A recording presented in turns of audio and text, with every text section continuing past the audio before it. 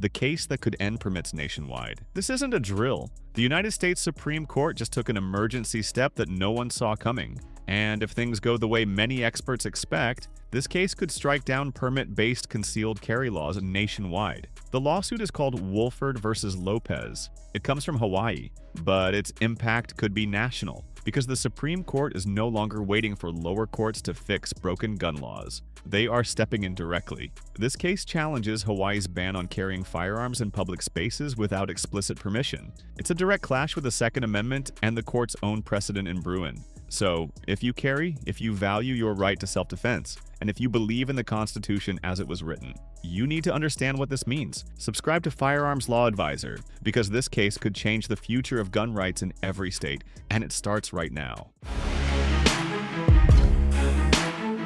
Chapter 1. The Supreme Court makes a rare move. The Supreme Court rarely steps in at this stage of a case. Normally, it waits until full trials are finished and all appeals have played out. But with Woolford v. Lopez, the justices broke their own tradition. They granted review immediately before the case even reached a final ruling. The case is still at the preliminary injunction stage. An emergency review was granted despite no final judgment from the Ninth Circuit. This signals that the court sees an urgent constitutional problem. The justices may use this case to reinforce or expand the Bruen precedent. This rare move shows that the court is no longer willing to sit back and watch lower courts undermine the Second Amendment. The issue is too serious and the consequences too broad. By stepping in early, the court is preparing to set a national standard again. Chapter 2. Hawaii's concealed. Carry ban goes too far. After Bruen, many states tried to push the limits of what restrictions they could keep. Hawaii went further than most by flipping the assumption of legality. Their law treats public-facing private property as off-limits by default.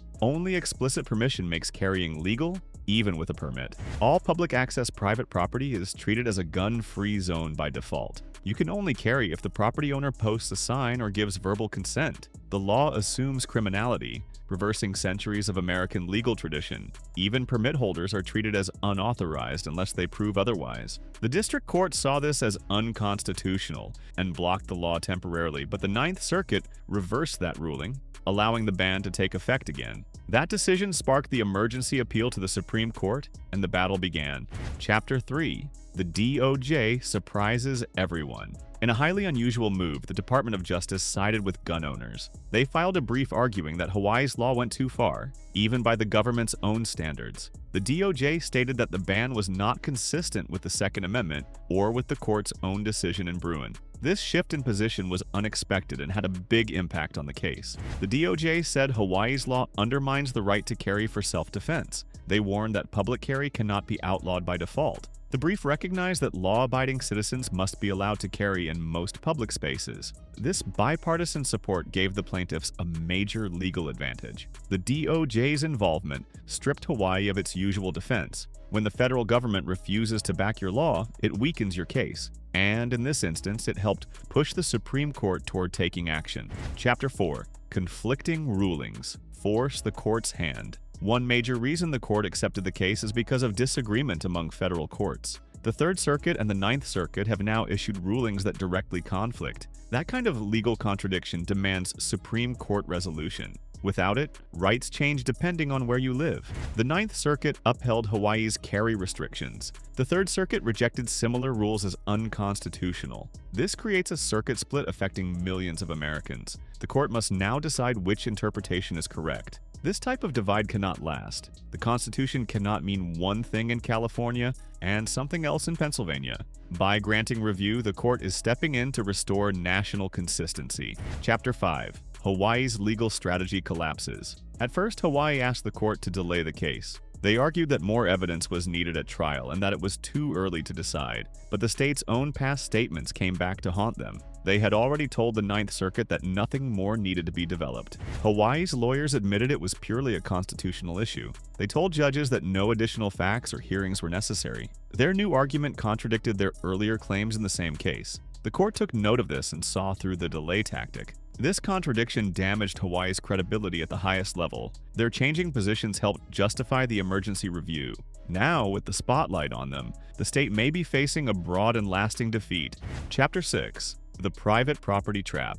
The heart of this case is Hawaii's decision to flip the burden of proof. Instead of citizens having the right to carry unless told otherwise, the state assumes carry is banned everywhere. Only if a property owner posts a sign or gives verbal permission can you legally carry. This is not just legally backwards, it's historically unsupported. The law treats all public access private property as off-limits by default.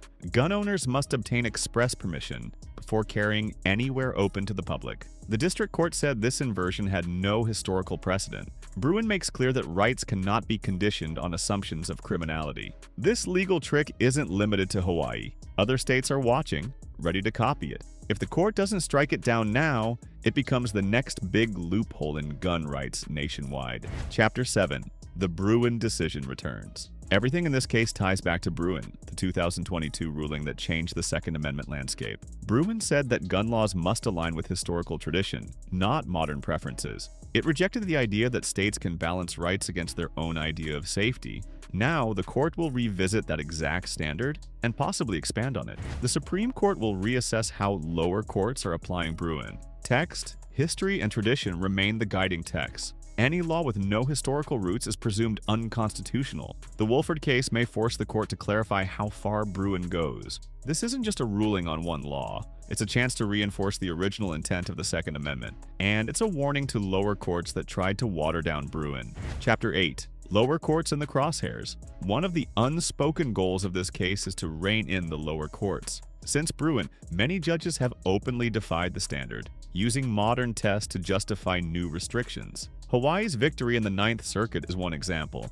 Now, the Supreme Court may be preparing to send a message. The Ninth Circuit's decision upheld a near-total carry ban. That decision directly conflicts with both Bruen and the Third Circuit. The Supreme Court can now re-establish authority over the lower courts. The ruling may include language aimed at discouraging future defiance. If the justices choose strong language, it could reset how courts interpret Second Amendment cases, and it would make it harder for activist judges to bend the rules in the future. Chapter 9.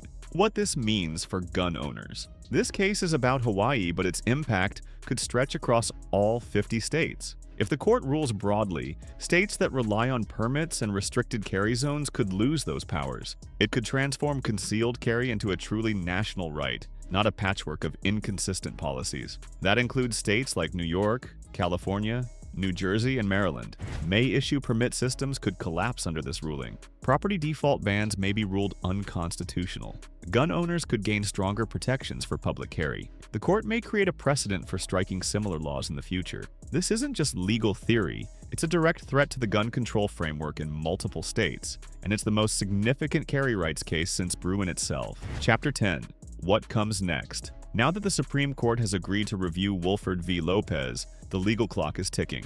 Briefings will begin, oral arguments will follow, and a ruling could come within months. In the meantime, states are watching closely to prepare for impact. Some will double down on restrictions. Others may start rewriting their laws in advance. The Supreme Court limited its review to one specific question about carrying on private property. That focused review allows the justices to issue a sharp, narrow opinion. If they rule in favor of the plaintiffs, similar laws in other states will fall. Gun rights groups are mobilizing to file supporting briefs and legal challenges. This could be a turning point in the national debate on gun rights, and how the court rules may determine whether states can ever again default to banning carry by assumption. The next battle begins now. The Supreme Court just took a stand, and it's a shot across the bow. Woolford v. Lopez isn't just a case about Hawaii, it's about the future of the Second Amendment across America. And the next ruling could end permit-based carry as we know it. At Survival Firearms, we'll keep you ahead of every legal move. At Firearms Law Advisor, we'll keep you ahead of every legal move.